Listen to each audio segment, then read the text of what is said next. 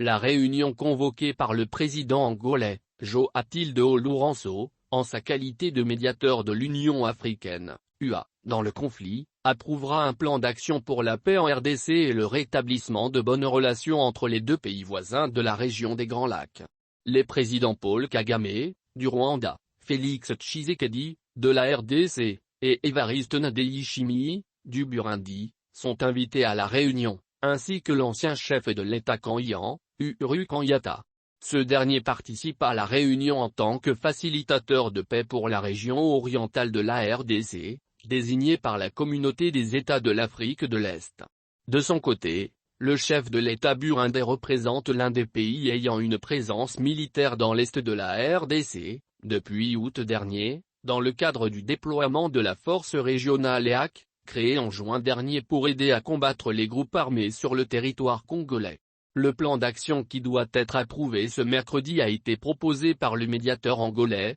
suite à l'aggravation de la violence à la frontière commune entre le Rwanda et la RDC, avec l'intensification des affrontements militaires et la prise de nouvelles positions par les rebelles du mouvement du 23 mars, M23. La proposition a été présentée lors du dernier voyage de João Lourenço à Kigali et Kinshasa, entre les 11 et 12 novembre de cette année, en tant qu'amendement à la feuille de route de Luanda pour la paix, visant à l'adapter à la nouvelle réalité sur le terrain. La détérioration de la situation sur le terrain fait suite à une nouvelle progression du M23 vers Goma, la capitale provinciale du Nord Kivu, occupée par le même mouvement, en novembre 2012, avant sa reprise par les forces armées congolaises, FARDC, en 2013. La proposition présentée par la médiation angolaise consiste en des amendements à la feuille de Luanda, adoptés lors du dernier sommet tripartite entre l'Angola, la RDC et le Rwanda, tenu en juillet dernier, dans la capitale angolaise.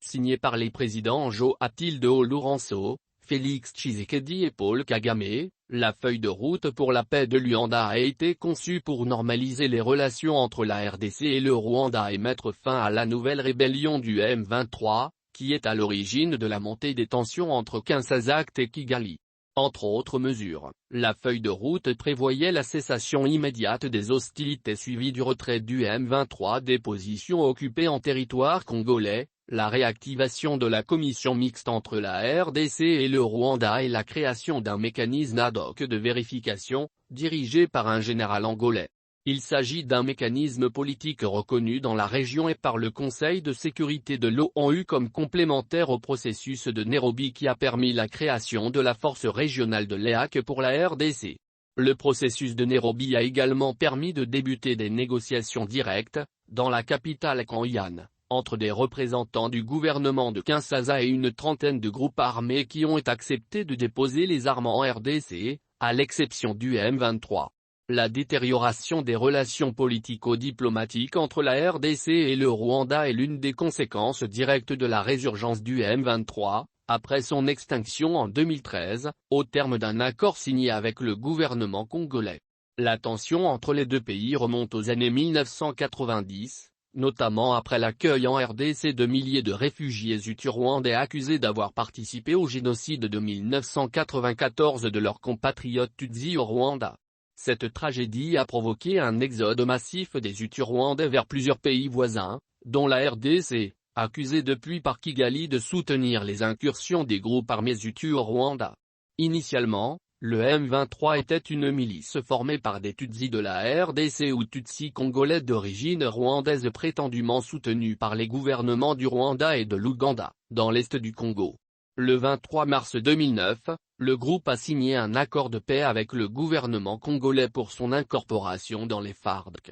avant de reprendre les armes, en 2012, accusant Kinshasa de non-respect des accords conclus. Après sa défection des forces armées congolaises, les mentors du mouvement de rébellion ont également commencé à se plaindre d'une prétendue marginalisation par le gouvernement congolais de sa minorité ethnique Tutsi, représentant les communautés rwandophones congolaises du Nord. Après avoir conquis une grande partie du territoire de la province du Nord Kivu, y compris la capitale, Goma, le M23 a été vaincu par les FARDC en alliance avec une force internationale de la Conférence internationale sur la région des Grands Lacs, CIRL. Après la défaite, Le groupe a été dissous dans le cadre d'un accord de paix régional signé en décembre 2013, et ses membres ont été désarmés et pour la plupart transférés dans des camps en Ouganda, en attendant leur démobilisation et leur réinsertion par les autorités congolaises. Mais à la fin de l'année dernière, le M23 est réapparu dans l'est du Congo pour reprendre la rébellion armée, accusant le gouvernement de Kinshasa de ne pas honorer ses engagements de démobilisation et de réinsertion de ses anciens combattants.